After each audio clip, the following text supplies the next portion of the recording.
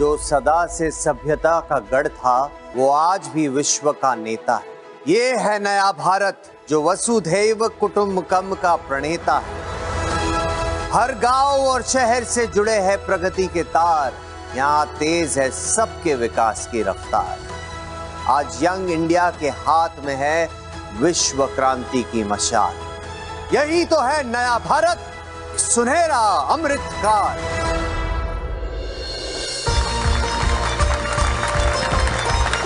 Good morning India, hello Hindustan, नमस्कार Bharat.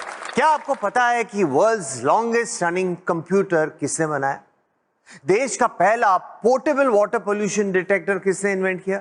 Stray dogs की vaccination के लिए ट्रैकर किसने तैयार किया? अगर आप सोच रहे हैं कि ये सब किसी बड़े एक्सपीरियंस साइंटिस्ट का काम है तो आप गलत हैं। अगर आपको लगता है इसके पीछे बड़ी कंपनीज की रिसर्च है तो भी आप गलत हैं। अगर आपको लगता है कि ये महान इन्वेंशंस कुछ खेलने कूदने की उम्र वाले बच्चों ने किए हैं तब भी आप सही है। जी हाँ, ये सारे आविष्कार और ऐसे कई इन्वेंशंस नए भारत के स्कूल स्टूडेंट्स ने किए हैं।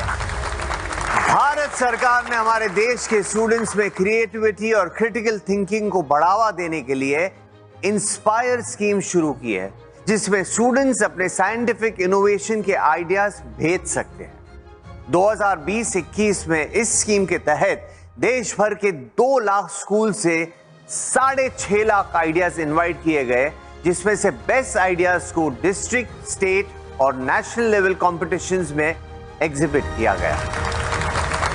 मानक अवार्ड्स द्वारा सरकार ने साइंस और सोशल एप्लीकेशंस के लिए स्कूल स्टूडेंट्स के 1 मिलियन ओरिजिनल आइडियाज जनरेट करने का टारगेट फिक्स किया है। इसके अलावा बच्चों में साइंटिफिक लर्निंग का इंटरेस्ट बढ़ाने के लिए किशोर वैज्ञानिक प्रोत्साहन योजना, साइंस ओलंपियाड और इंडिया इनोवेशन ग्रोथ प्रोग्राम जैसे इनिशिएटिव्स भी लिए जा रहे हैं। इसलिए आज इंडियन टेलीविजन के सबसे पॉजिटिव शो में हम देखेंगे देश के यंग इनोवेटर्स का कमाल। यह है नया भारत, सुनहरा अमृत काल। मैं जब 16 साल का था तब स्मार्टफोन जैसी कोई चीज ही नहीं होती थी। अगर होती भी तो मैं शायद हरमन जितना कमाल का काम नहीं कर पाता। लेकिन आज नए भारत के यंग इनोवेटर्स सोशल कॉजेस के लिए एप्स बना रहे। अब मुझे पूरा विश्वास है कि इस अमृतकाल में भारत को एक डेवलप कंट्री बनने से कोई नहीं रोक सकता। चलिए मिलते हैं एक और यंग इनोवेटर से, जिन्होंने एक नहीं 1 दर्जन एप्स बनाए हैं। हरियाणा के एक छोटे से टाउन डबवाली में पढ़ने वाले ये 16 साल के जादूगर एक टीचर फैमिली में पैदा हुए और आज पूरी दुनिया को अपनी इनोवेशंस के पाठ पढ़ा रहे हैं। स्वागत कीजिए अपनी ऐप पशु मॉल के लिए 2022 का प्रधानमंत्री राष्ट्रीय बाल पुरस्कार जीतने वाले तनिष्क सेठी का।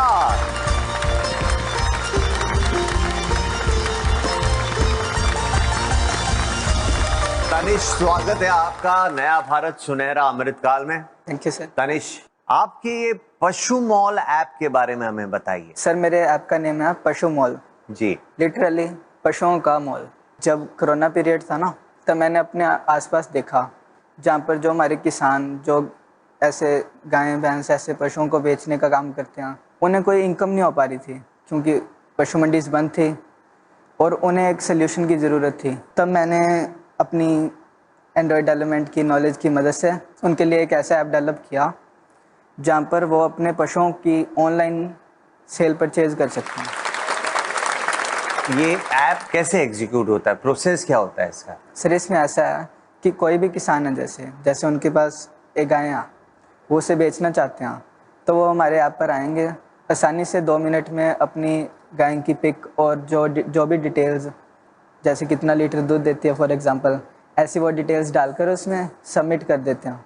वो उनकी एंट्री होती है, वो सभी ग्राहकों को शो होने लग जाती है ऐप में। अच्छा। जो सेलर है और जो ग्राहक हैं उनको आपस में हम मिला देते हैं और वो अपनी डील अपने आप कर लेते हैं। अच्छा।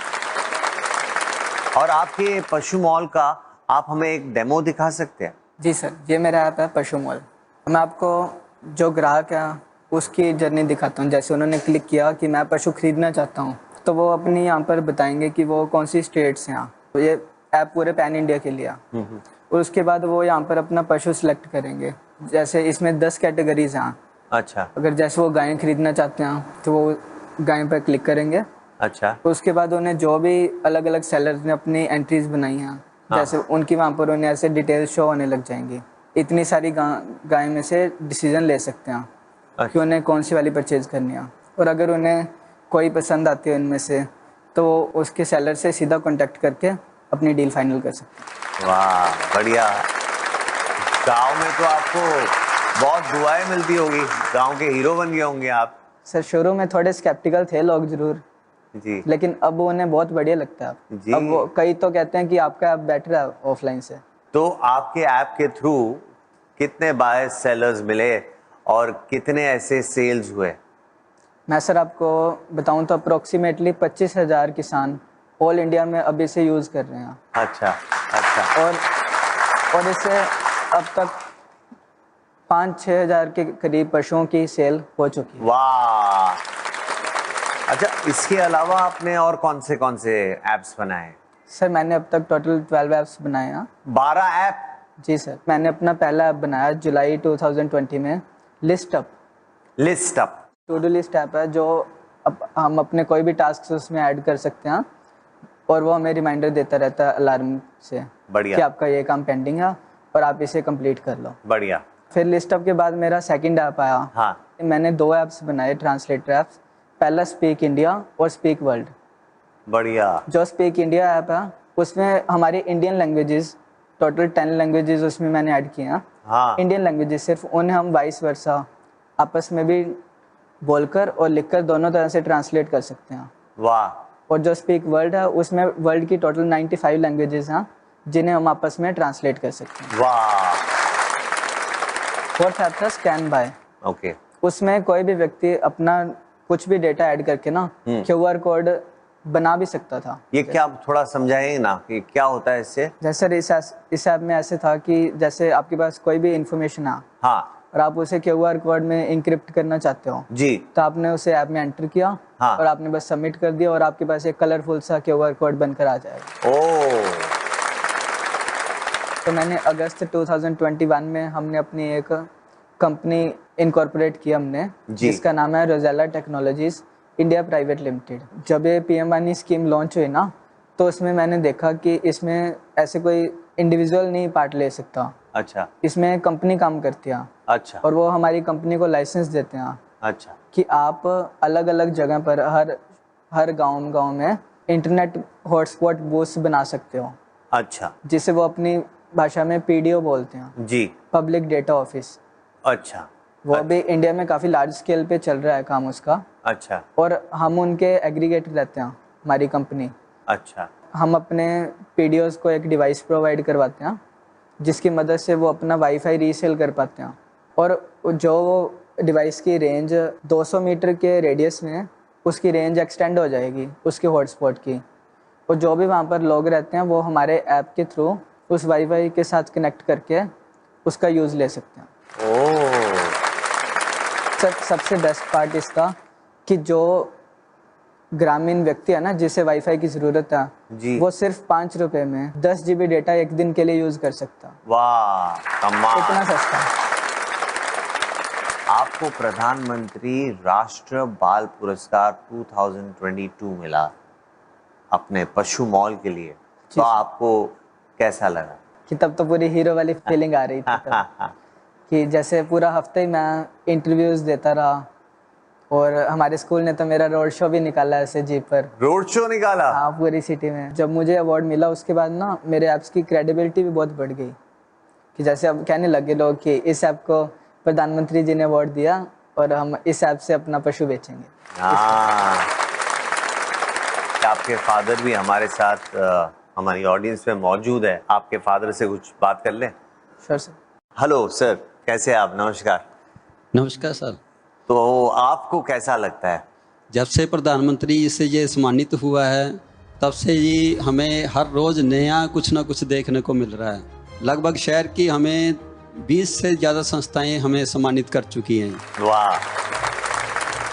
इसके लगभग साथ के हमारे जो पड़ोस में जितने मतलब 20 गांव हैं, 20 गांव में अगर हम चले जाएं तो इसको ऐप बॉय के नाम से जानते हैं। ये वही लड़का है जिसको प्रधानमंत्री जी से अवार्ड मिला है। हाँ, सर शुरू से ही ये मतलब क्रिएटिव रहा है। ये जिस लाइन में भी जाता है उसमें पूरी अपना दिल जान लगा देता है। पढ़ाई में भी बहुत बढ़िया रहा है। ये स्कूल में कभी हमें कोई शिकायत नहीं इसकी। सर आप इंडिया के बाकी पेरेंट्स को कोई मैसेज देना चाहते हैं? मैं यही संदेश देना चाहूँगा कि बच्चे की जो प्रतिभा है उसको निखारें, उसको सपोर्टिव बने। बच्चे बहुत कुछ कर सकते हैं जी, और कर भी रहे हैं। अजय कुमार जी, आपका बहुत बहुत शुक्रिया। आप आज यहाँ आए और हमारे साथ आपके बेटे को लेकर ये सारी बातें शेयर की। अब मैं ऑडियंस के मेंबर्स को पूछना चाहूँगा, आप में से कोई सवाल करना चाह रहे हैं तो प्लीज़ गो अहेड। हाँ जी, हाँ जी। मेरा आपसे क्वेश्चन था कि आपने जब आपका ऐप बनाया तो उसको लॉन्च कैसे किया, एंड उसके लिए आपने किसी की मदद ली या फिर किसी की हेल्प पड़ी आपको? मदद तो सबसे ज़्यादा इंटरनेट की मिली है मुझे, और मैंने खुद से ही यूट्यूब ट्यूटोरियल्स देखकर सीखा कि ऐप को लॉन्च कैसे करते हैं, और ऐप को उस हिसाब से मैंने पहले सेट किया और उसे फिर लॉन्च किया। यार तनिष, आपसे मिलके मैं सच्ची हक्का बक्का हो गया हूँ, और मुझे इस बात की बहुत खुशी है कि आपने इतनी यंग एज में लोगों को सहायता मिले अलग अलग लेवल पे, आपने उस बारे में सोचा और फिर वो ये सोच को आपने किस तरीके से ऐप के ज़रिए लोगों को एक्चुअली मदद पहुंचाने का बहुत कमाल का काम किया है। All the very best Tanish, thank you so very much. आप यहाँ इस शो पर आए, आपका बहुत बहुत शुक्रिया। आइए तनिष।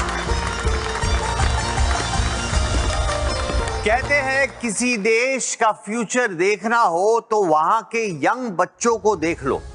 जैसे बच्चे होंगे वैसे ही उस देश का फ्यूचर। तो आज हरमन और तनिष जैसे यंग इनोवेटर्स से मिलकर मुझे तो बड़ी तसल्ली हो रही है कि हमारे देश का फ्यूचर एकदम ब्राइट है।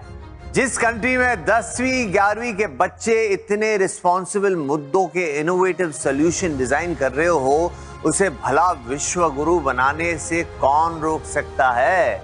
यही तो है हमारे देश के यंग इनोवेटर्स का कमाल। यही है नया भारत सुनहरा अमृतकाल।